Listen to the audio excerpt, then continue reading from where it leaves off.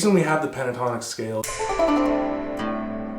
is because of this thing called the overtone series. And I'm gonna explain a little bit over at the piano, but in the link below is a clip on YouTube by Wendy Carlos, who's famous for Switched on Bach, which was featured in some Stanley Kubrick films. She was one of the first Moog synthesizer people to really develop it and make good recordings. She does an amazing job of explaining how the overtone series affects timbre and the sounds of different instruments. Please watch it, it's like 5 minutes. It's amazing. All right, so the harmonic series or the overtone series. When you hear a note, you don't just hear that note.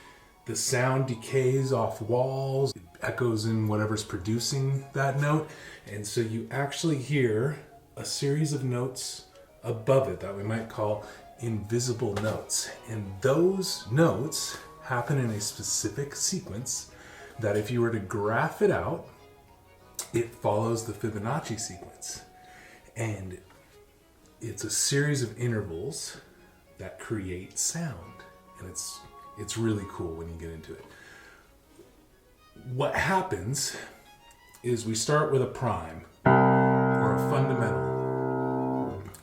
And that prime or fundamental, first it gets divided in half. Okay, so we have 1 to 1 is the prime or fundamental.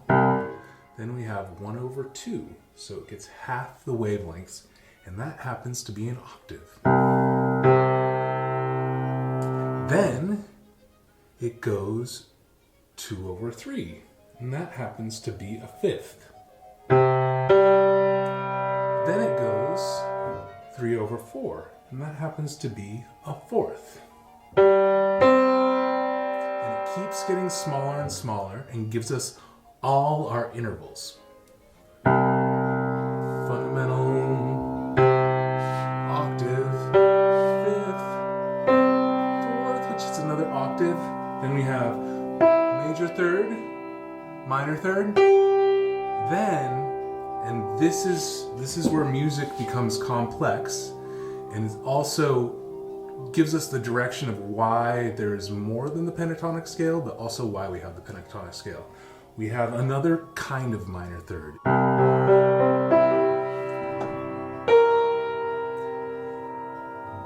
Then a wide major second. Then a small major second. Then smaller major second. And finally a half step. And then it keeps getting smaller and smaller and smaller and smaller and smaller. What's cool is that when we get up, so we'll just skip the bottom octave because those are all the same notes. So we have fifth, fourth, third,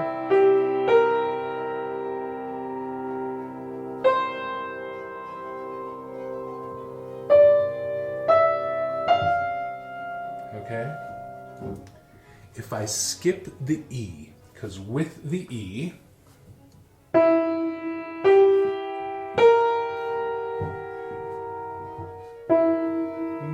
major third, minor third, it creates a tritone, and a tritone is irreverently known as the devil's interval, and it was banned in music for a very, very long time. Finally, when we do get it, it gives music direction, and Bach loves tritones. We'll get to Bach. If we skip the E, which really kind of gives us the tritone, skip the E, skip E, G, skip the E again, I have all the notes for the pentatonic scale. Anyways, the overtone series, the bias of that and our need to avoid dissonance, the two together, make it so we have a bias towards the pentatonic scale. Now that note is still in there.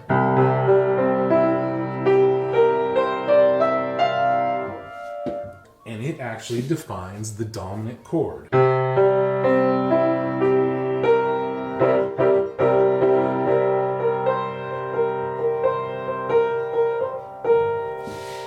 which is why not only do we hear pentatonic scale